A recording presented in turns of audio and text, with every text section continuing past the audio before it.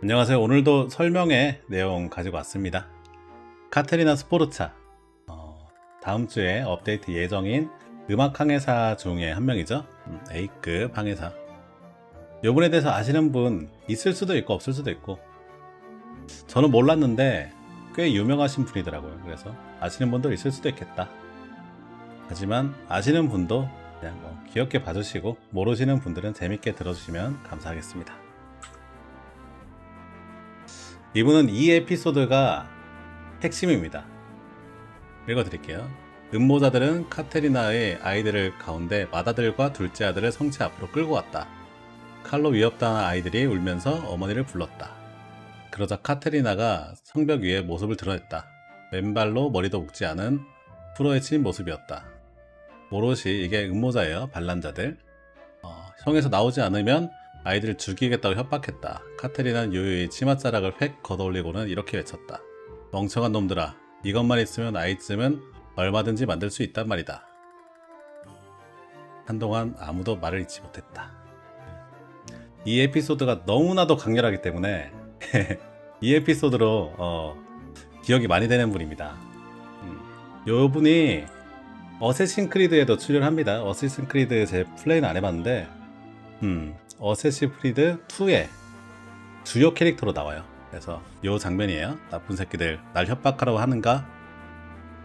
애들을 데려가겠다고 마음대로 해봐라. 나으면 되는 것 뿐이다. 치마를 걷어 올리는 장면이 나옵니다. 요 장면이 그런 얘기가 있어요. 음부를 다 드러냈다. 이런 얘기가 있습니다. 네. 이게 너무 강렬하잖아요. 얘기만 들어도 지금 짜릿하죠. 이게 뭐냐, 자극하는 그런 부분이 있죠. 예. 카테리나 스포르차. 이렇게 생기신 분입니다.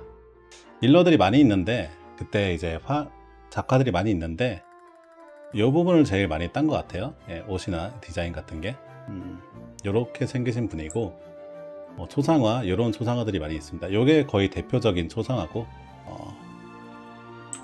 이렇게 생기신 분이에요.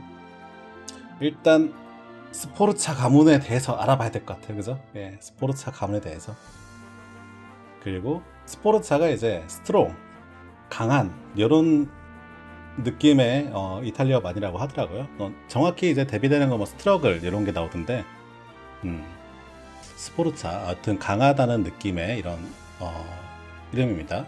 밀라노 출생이고 포롤리 백작 부인, 이몰라 여주인, 요 두 개의 도시를, 이몰라는 도시고 포롤리는 성체 도시인 것 같아요. 이렇게 두 개의 도시를 지배하시던 분이셨다. 백작이었다 라고 보시면 돼요. 이몰라 포롤리는 이 지역에 있습니다. 이 지역. 이몰라 포롤리, 이탈리아 피사 있고 제노바 있고, 우리 익숙한데 베네치아, 앙코나 이렇게 한 거 있죠. 예. 밀라노 있고 피렌체 있고.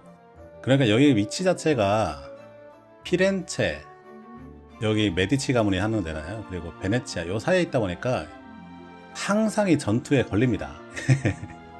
전투에 시달리는 곳이고, 정치적으로는 교황령이었다고 해요. 교황령. 예. 우리 게임에서는 요 위치에 있다. 제노바, 피사, 베네치아, 앙코나 요 위치에 있다 라고 보시면 됩니다. 요게 이제 포롤리라는 도시, 예, 그림이에요. 성체 도시. 이게 군수. 이게 시장. 예. 먼저 스포르차 가문에 대해서 알아봐야 될 것 같아요. 스포르차 가문의 시조는 무지오 아텐돌로 스포르차라는 분이고, 이분이 이제 카테리나의 증조부예요. 증조부. 시기적으로 그렇게 길지 않아 가지고 다 한번 정리를 해봤습니다. 원래 농부였어요. 밭을 갈다가 신병 모집하는 용병단, 이때 용병단들이 굉장히 많았다고 해요. 이탈리아는 문소 도시 국가들이 많았기 때문에 이 사병들, 상비군을 조직하는 게 아니라 이제 돈으로 용병들을 사가지고 전쟁을 많이 했다고 해요. 그래서 용병단들이 많았다. 어릴 때 용병단들이 이제 신병 모집하는 거 보고 아버지의 말을 훔쳐서 따라갔다고 합니다. 나중에 형제들이랑 사촌들도 다 합류했다고 해요. 이게 좀 돈이 되는 비즈니스였나 봐요. 그래서 전술적인 재능을 발휘하고, 이때 스포르차라는 별명을 얻습니다. 네, 스포르차. 와, 저 새끼 센 놈이다. 야, 강한 놈, 센 놈 데려와. 이런 느낌. 이 서양 애들은 가운데 이제 별명 같은 거 넣는 거 좋아하잖아요. 그런 느낌으로 스포르차라고 불렀다고 해요. 그래서 이게 나중에 자기 이제 성이 되는 거죠. 특징, 자식 16명. 스포르차죠. 강하다.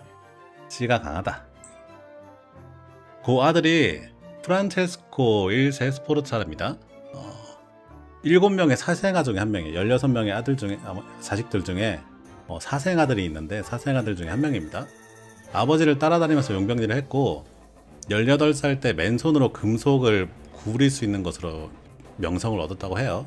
힘이 이게 장난이 아닌 유전자인 것 같아요. 예.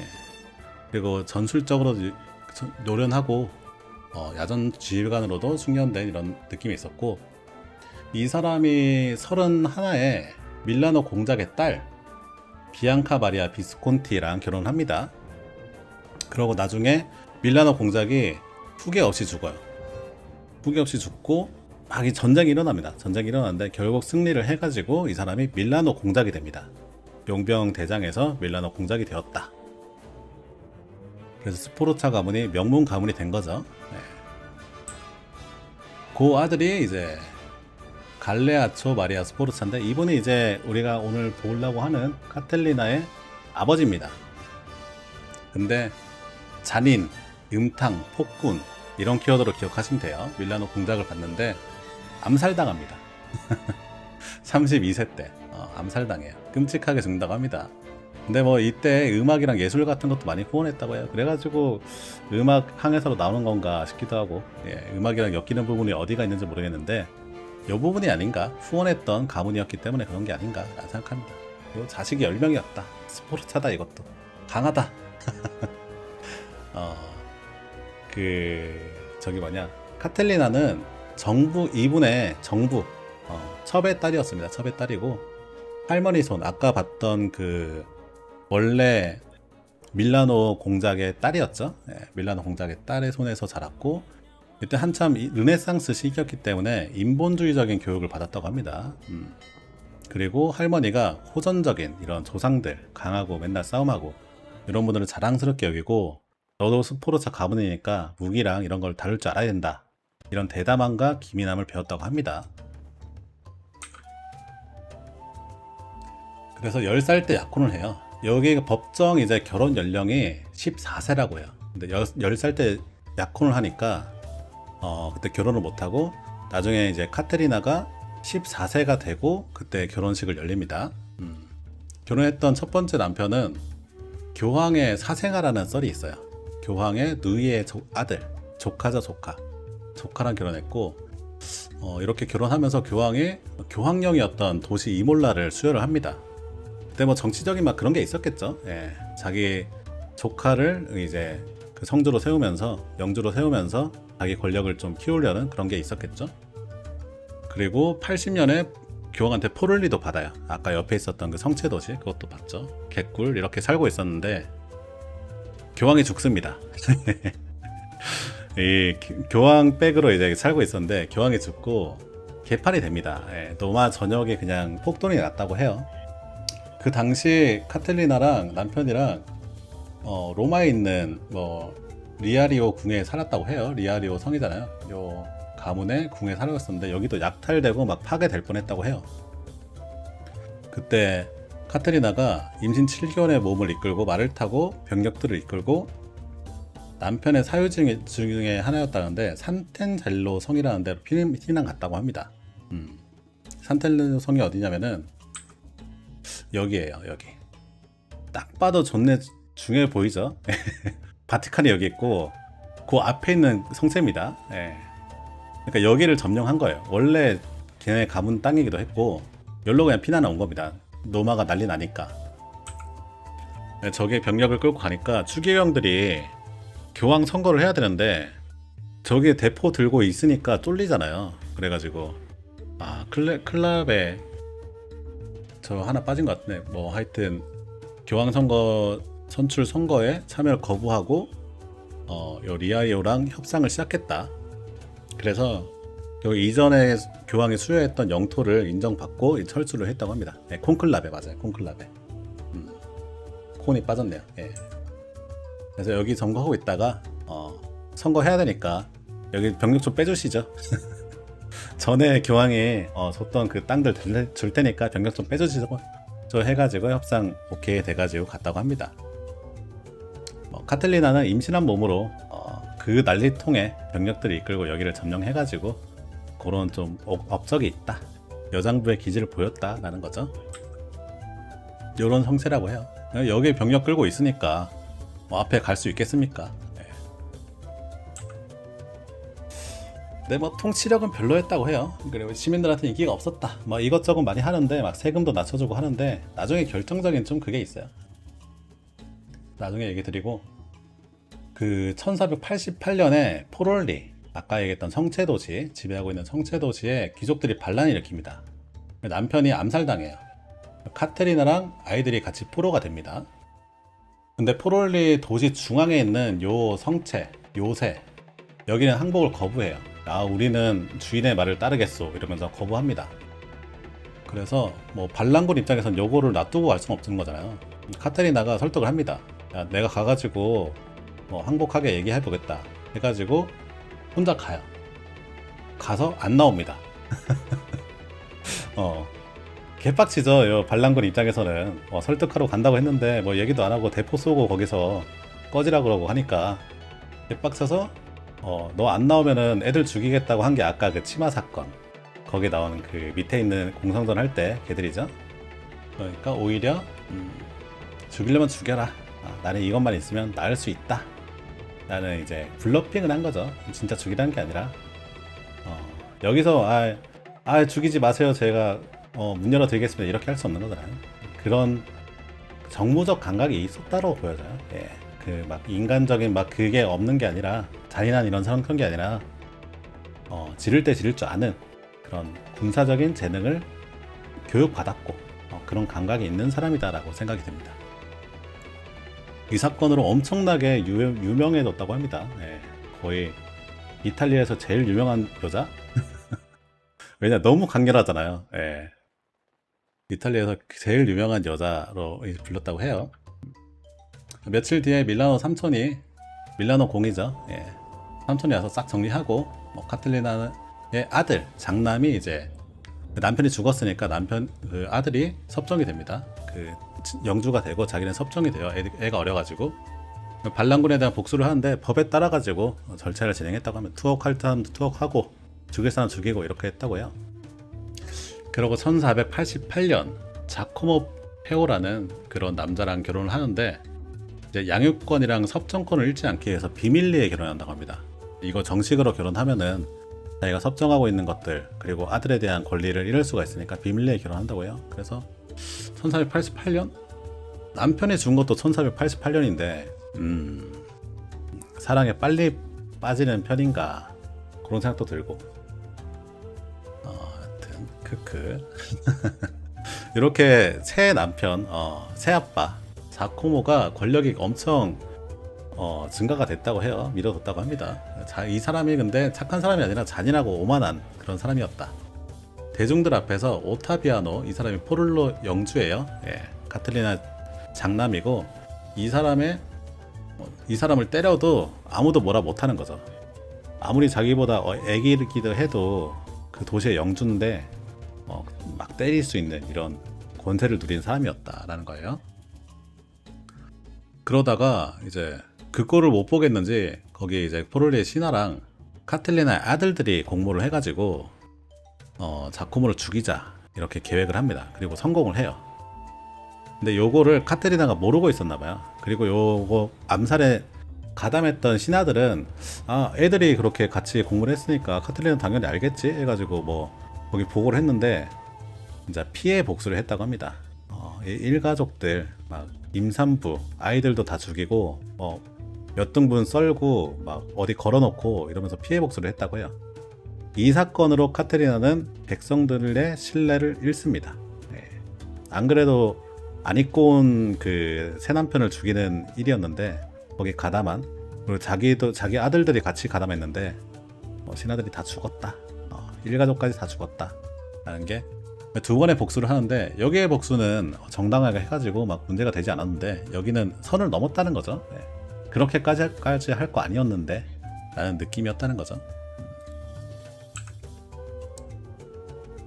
그렇게 살다가 여기 95년이죠. 예. 96년에 조반니 데 메디치 일 포롤라노 일 포롤라노라는 게 나중에 그 메디치 가문의 그 역사가 있다는데, 여튼 이 사람이 피렌체에서 포롤리 대사로 임명돼 가지고 여기 발령을 받습니다. 잘생겼죠. 예, 잘생기고 매력적이고 지적이다. 그냥 메디치 가문이다 라고 보시면 돼요.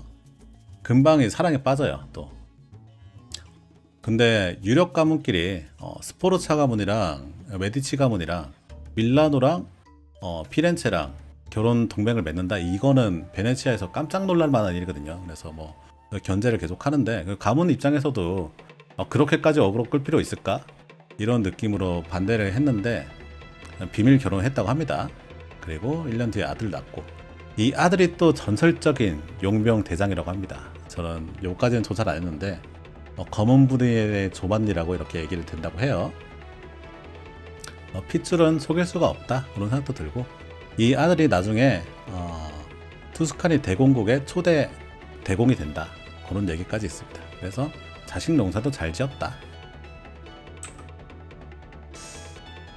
이렇게 세 번째 결혼하고 얼마 안 가서 피렌체, 베네치아가 전쟁이 납니다. 아까 지도 보여드렸죠. 그 사이에 있는 포롤리기 때문에 전쟁에 휩쓸릴 수밖에 없죠. 전략적인 요충지가 되었다. 그래서 몇 번의 수송전을 잘 막아내요. 잘 막아내는데 1498년에 조반니 그 남편이죠. 세 번째 남편과 이제 카트리나의 장남이 전쟁에 갔다가 그 조반니가 감염으로 죽어요. 병에 걸려가지고 죽습니다. 그리고 혼자 이 피렌체를 막아내는데 겁내게 잘 막았다고 해요. 그냥 수성을 잘했다고 합니다. 그래서 티그레, 타이거, 호랑이라는 별명을 얻었다. 그리고 1499년에 루이 12세가 또 밀라노 무슨 자기가 있대요. 예, 그 자손이라서 그게 있다고 합니다. 그래가지고 전쟁이 또 붙었다. 그래서 우리가 들으면 알만한 체자레 보르자라는 사람을 여기 영주로 꼽고, 이 사람이 정복 전쟁을 벌입니다. 체자레 보르자가 익숙하지 않은 분은 마키아벨리 군주론은 많이 들어봤죠. 마키아벨리 군주론의 이상적인 군주로 이렇게 얘기했던, 마키아벨리도 동시대 사람인데 이상적인 군주로 얘기했던 사람이 체자레 보르자, 이탈리아를 통일할 뻔했던 그런 강력한 군주였다고 합니다. 이 사람이 그러니까 네임드가 쳐들어온 거예요. 그 전에는 누가 쳐들어왔는지도 모르잖아요. 근데 체자레 보르자가 쳐들어왔다. 그래서 이몰라를 그냥 꿀꺽하고 포를리도 공성전을 하는데 꽤 버텼는데 결국엔 체자레 보르자를 이길 수는 없었다. 이게 마키아벨리가 쓴 내용이라고 해요. 자랑스럽고 대담한 카테리나가 포위 공격을 견뎌냈지만 아무도 그녀를 도우러 오지 않았다고 보고, 그러니까 저번에는 그 삼촌이 도우러 왔는데 삼촌도 이미 털린 거죠. 루이 12세한테 털리고 교황도 적대고 하니까 도와줄 사람도 없고 막아냈는데 결국은 함락됐다. 영지를 잃고 아까 얘기했던 그 산탄젤로 성이라는 곳에서 포로 생활을 합니다. 깜빵에 갇혀 있었던 건 아니고 그냥 거기서 벌모로 잡혀 있었던 것 같아요. 몇 년 뒤에 교황이 죽고 체차레 보르자도 급격하게 권력을 잃었다고 합니다. 그래서 세교황한테 야, 영지를 돌려주세요. 그래서 네임들은 어쩔 수 없죠. 영지를 돌려주세요라는 청원을 많이 하고, 새 교황도 이게 돌려주려고 했는데 그 이몰라 포롤리에 백성들이 반대했다. 이 여자가 오는 거는 우리 원하지 않는다 라고 해가지고 결국은 복귀하지 못했다고 합니다. 그래서 권력을 잃고 아이들을 키우면서 여청을 보냈다. 특히 아까 그 네임드 용병 대장이 되는 조반니를 좋아했다고 해요. 그리고 연금술에 관심이 있어서 요리법, 화장품, 약용, 연금술, 연금술 원고를 좀 남겼다고 하는데 여생에 그렇게 지냈나 봐요. 그러고 이제 46세에 폐렴으로 사망한다. 그래서 이분을 한마디로 정리하면은 The Tiger of Porolli Who had 하여튼 이 어떻게 읽나요? 로마냐, 로마냐 전역을 겁먹게 한 포를리의 호랑이라고 이렇게 평가를 합니다. 이제 치마 사건 보면은 미친 여잔가 그렇게 생각했죠. 뭐 이렇게 생각했는데 생각보다 더 대담한 사람이었고 자기 영토를 지키기 위한 정보적인 감각, 군사적인 재능이 있는 사람이었다 라고 보시면 됩니다. 우리 항해사로서의 능력은 그럼 어떠냐 라고 하면은 빡빡이 형보다 좋다. 광역 포격을 가지고 있는 예쁜 빡빡이 형이다. 당장 고용하러 갑시다. 예. 더 논할 게 없어요. 이 스킬이 거의 비슷하고 광역 포격을 갖고 있기 때문에 무조건 사야 되는 필수 캐릭터다 라고 생각합니다. 야, 이제 이 누나 누구임 하면은 얘기할 게 있을까요? 예. 치마를 들쳐 올린 아이는 다시 나오면 된다. 이 이미지가 너무 강렬한데 그것보다 더 대단한 사람이었다. 근데 뭐 그 에피소드가 강렬하게 남아서 치마 누나로 기억될 것 같아요. 예. 오늘 그 카테리나 스포르차에 대해서 알아봤고 이런 콘텐츠들 저희 방송에서 계속 얘기하고 게임에 대한 대항했을 때 오리진에 대한 수다도 많이 떨고 앞으로도 계속 소통하도록 하겠습니다. 봐주셔서 감사합니다.